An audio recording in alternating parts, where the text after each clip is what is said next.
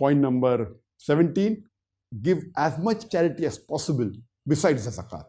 If you have given your zakat, good. If you have not, see to it you give it. But besides zakat, give as much as charity as possible. Point number 18, do as many good deeds as possible.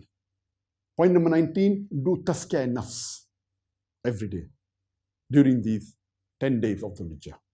Point number 20, recite the masnoon dua of the beloved Prophet.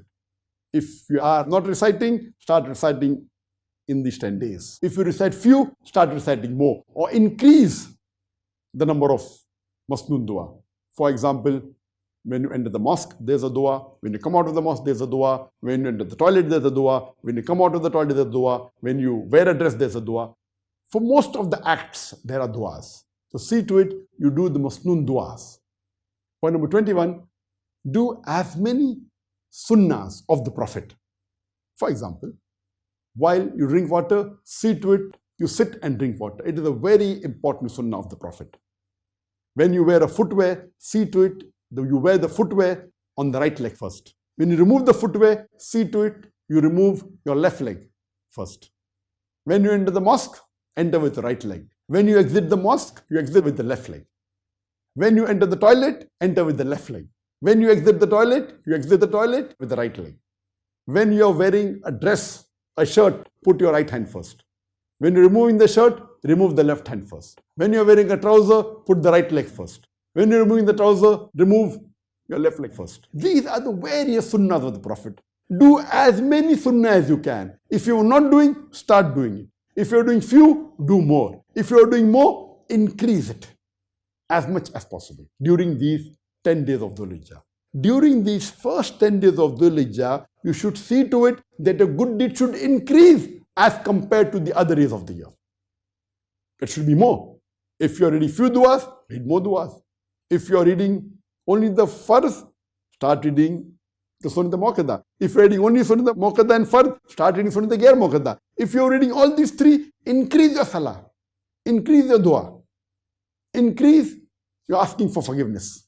22, read the authentic hadith of the Prophet, the Sahih hadith. You have the Sahih Bukhari, Sahih Muslim, and the Silsila Sahih of Albani, the Sahih hadith from Abu Dawud, from Nisai, from Ibn Majah, and so forth.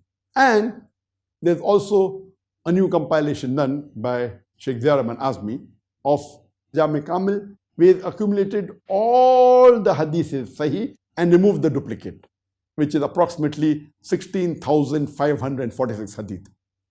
All the Sahih. So once you read this, you can easily say that you have read all the hadiths Sahih, whether it's in Bukhari, Muslim, etc., without duplicating, so it's easier. So if you read the Jami Kamil, it's a good thing to do. Point number 23 is that you should forgive people's faults. Forgive the faults of others. Whatever faults that people do around you, rather than keeping in your mind or taking a grudge, forgive it. If you forgive, Allah will forgive you. Whether it be of your family members, whether it be of your staff, whether it be people around you, forgive as many faults as possible of the others. Point number 24, do Islah with your other Muslims. Point number 25, do Dawah with the non-Muslims.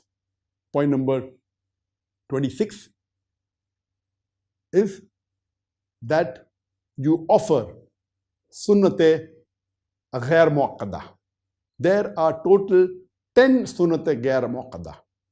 It is 2 rakah Sunnah after the Dhuhr Salah, 2 plus 2, 4 rakah Sunnah before the Asr Salah, 2 rakah Sunnah before the Maghrib Salah, and 2 rakah Sunnah before the Isha Salah. So there are 10 Sunnat Ghair Muakkada. If you offer this, Alhamdulillah, during all the 10 days of Dhul Hijjah. The next is the 28th point, is attend as many lectures and programs and courses of the authentic scholars to increase your knowledge in Islam. And today, being a pandemic is there throughout the world, attending live programs will be difficult.